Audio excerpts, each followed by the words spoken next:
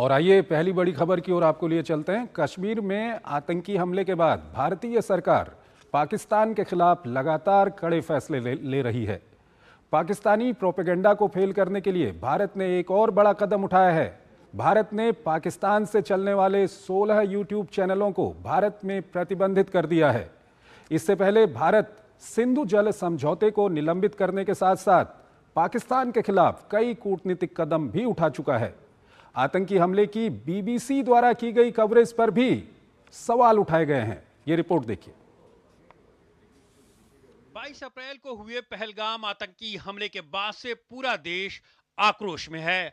आतंकियों की धरपकड़ के लिए लगातार कार्रवाई जारी है। मामले की जांच में जुटी एनआईए के सूत्रों से मिली जानकारी के अनुसार हमले के समय आतंकवादी सैटेलाइट फोन के जरिए अपने आकाओं से संपर्क में थे। बताया जा रहा है कि बैसरन घाटी में पर्यटकों के लिए वीडियो रील बनाने वाला एक वीडियोग्राफर राष्ट्रीय जांच एजेंसी का अहम गवाह बनकर सामने आया है। कहा जा रहा है कि जब फायरिंग शुरू हुई तो ये युवक जान बचाने के लिए दौड़ा और एक पेड़ पर चढ़ गया, लेकिन उसने हिम्मत नहीं हारी और पूरी घटना को अपने कैमरे में कैद कर लिया। इस वीडियो से आतंकियों के मददगारों तक पहुंचने की उम्मीद की जा रही है। उधर सरकार आतंकियों और उसके आकाओं को सबक सिखाने के लिए लगातार एक्शन मोड में है। पाकिस्तान के साथ हर तरह की वीजा सेवाएं रद्द करने और सिंधु जल संधि को निलंबित करने के बाद दूसरे कई अन्य विकल्पों पर विचार विमर्श किया जा रहा है। इस बीच रक्षा मंत्री राजनाथ सिंह ने प्रधानमंत्री नरेंद्र मोदी के साथ बैठक की। इससे पहले कल सीडीएस ने रक्षा मंत्री से मुलाकात की थी। हालांकि पाकिस्तान है कि अपनी नापाक शरारतों से बाज आने के लिए तैयार नहीं है। पहलगाम आतंकी हमले के बाद से पाकिस्तान प्रोपेगेंडा वार पर उतर आया है। पाकिस्तानी न्यूज चैनल और यूट्यूबर्स इसका हिस्सा बन गए हैं। भारत ने पाकिस्तान की इस नापाक साजिश पर पलटवार किया है। भारत के खिलाफ दुष्प्रचार में लगे उसके कई न्यूज और यूट्यूब चैनलों की बोलती बंद कर दी गई है। भारत ने सांप्रदायिक रूप से संवेदनशील सामग्री, झूठे, मनगढ़ंत और भ्रामक और गलत सूचना प्रसारित करने के लिए 16 पाकिस्तानी यूट्यूब चैनलों पर प्रतिबंध लगा दिया है। इनके कुल 63 मिलियन सब्सक्राइबर हैं। ये प्रतिबंध गृह मंत्रालय की सिफारिश के बाद लगाया गया है। इसमें प्रमुख समाचार आउटलेट और पत्रकार शामिल हैं। प्रतिबंधित किए गए समाचार प्लेटफॉर्म में आउटलेट डॉन, समा टीवी, ARY न्यूज, बोल न्यूज, रफ्तार, जियो न्यूज और सुनो न्यूज के यूट्यूब चैनल शामिल हैं।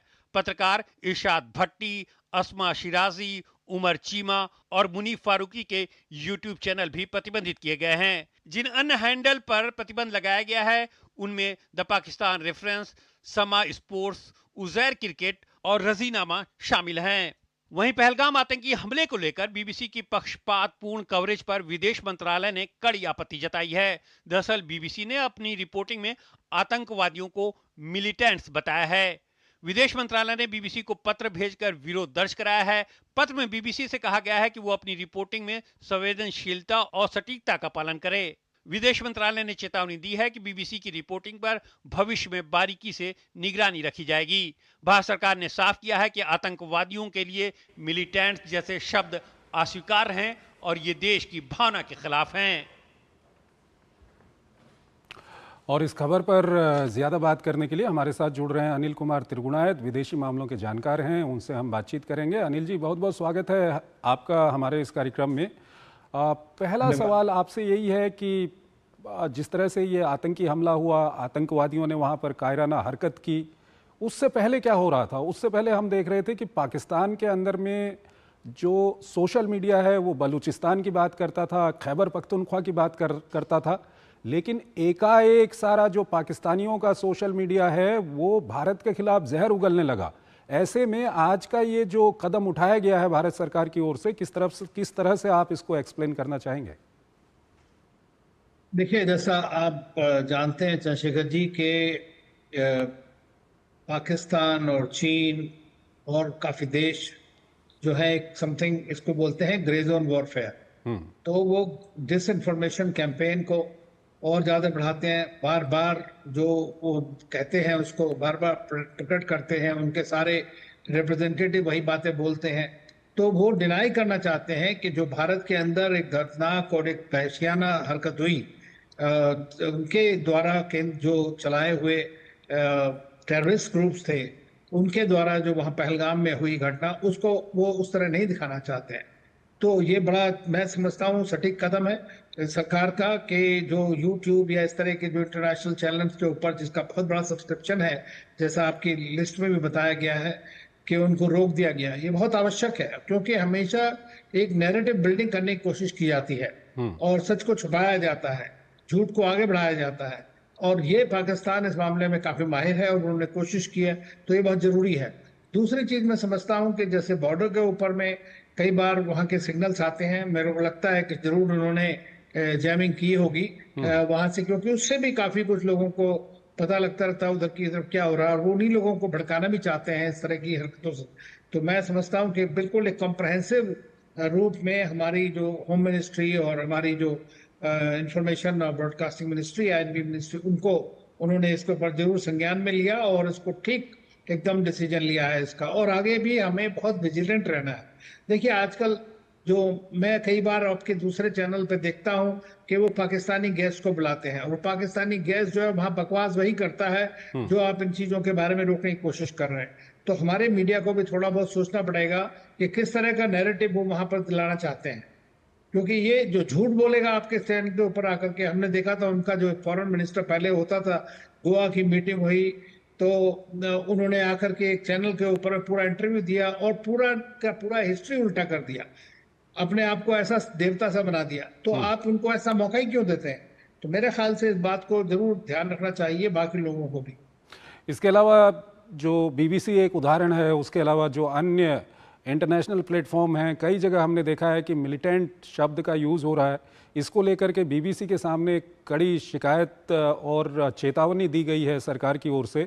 ये जो भावनाओं को आहत करने वाला मामला है कि आप मिलिटेंट कह दें, बल्कि एक ये न सिर्फ आतंकवादी घटना थी बल्कि कायराना आतंकवादी ये घटना थी, इसको आप किस तरह से? बिल्कुल जी बिल्कुल सही कह रहे हैं आप, लेकिन देखिए आप हमेशा से याद रखिए कि ये जो पूरा कश्मीर का किस्सा, पाकिस्तान का किस्सा हमारे लिए जो नासूर बना हुआ है, उसकी जड़ तो अंग्रेजों ने डाली, और वो अपने आपने उसका, अगर आप देखें जो हेडलाइन उन्होंने दिया जिसके ऊपर विदेश मंत्रालय ने ऑब्जेक्ट किया है, तो मैं समझता हूं कि अगर वो अंग्रेजी सिखाने वाले दुनिया के अंग्रेज के ओरिजिनेटर हैं, तो जिस तरह का मिस्चीवियस एकदम मैं कहूंगा वो हेडिंग दिया उन्होंने उस चीज को कि भारत के अंदर अटैक हो रहा है और किस तरह का वो दिखा रहे हैं न्यूज। उसके बाद में मिलिटेंट की बात तो है, ठीक है, वो जो बोल रहे हैं वो एक इतने बड़ा स्टुपिडिटी और जानबूझ के है ये, इससे ऐसा नहीं है कि कोई उनको अंग्रेजी नहीं आती है कि टेररिस्ट क्या होता है, तो लेकिन ये जानबूझ के इस तरह के शब्दावली का प्रयोग करना, और उसके लिए मैं समझता हूं कि बीबीसी को जो है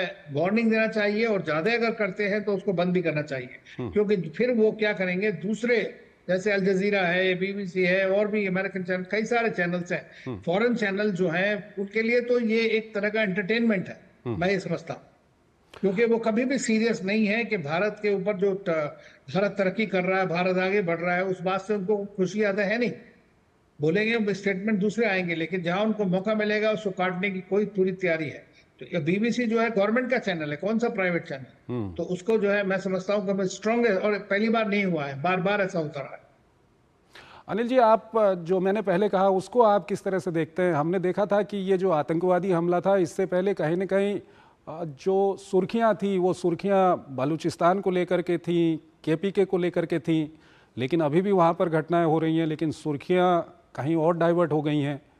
इसको आप देखिए, अब उन्होंने ये अब जो है वो उनकी सरकार के उस पर चल रहे हैं, अब सारे जो चैनल्स हैं, या उन्होंने पूरी अपनी जो एक तरह की आर्मी है, जैसे लड़ाई शुरू होने का टाइम होता है या लड़ाई होती है, तो लड़ाई एक तो फील्ड बैटल फील्ड पे होती है, एक स्पेस में होती है, एक डिसइंफॉर्मेशन कैंपेन के थ्रू होती है। तो इस वक्त उनको प्रायोरिटी सिर्फ ये सबको लगा दिया है ऐसी बात करने के लिए। इसका मतलब ये नहीं है कि बलोच प्रॉब्लम और पश्तून प्रॉब्लम या अफगानिस्तान की प्रॉब्लम कहीं खत्म हो गई है, वो बिल्कुल प्रॉब्लम बहुत स्ट्रांग है, और उसी की तरफ से ये दिखाना चाहते हैं कि भाई इस वक्त पाकिस्तान यूनाइटेड है, जो बिल्कुल नहीं है।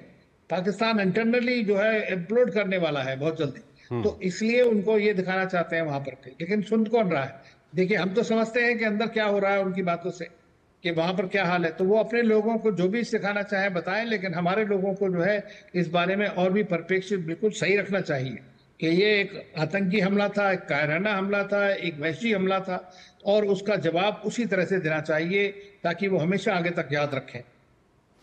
अनिल जी, साइकोलॉजिकल वॉरफेयर कहें या इंफॉर्मेशन वॉरफेयर कहें, आपको क्या लगता है अभी और कौन कौन से कदम उठाने काफ़ी ज़रूरी हैं? देखिए, मेरा मानना ये है, हमेशा से रहा है, मैंने बहुत बार लिखा भी है और कहा भी है कि हमें एक प्रोएक्टिव स्ट्रैटेजी रखनी पड़ेगी। एक 24/7 एक कम्युनिकेशन स्ट्रैटेजी होनी चाहिए, रोबस्ट कम्युनिकेशन होना चाहिए हमारा।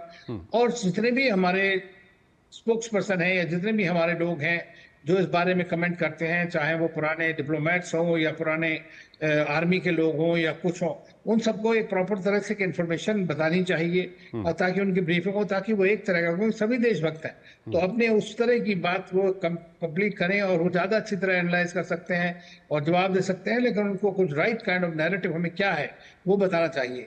तो मैं समझता हूं कि हमें एक continuous strong robust communication policy अपनानी चाहिए।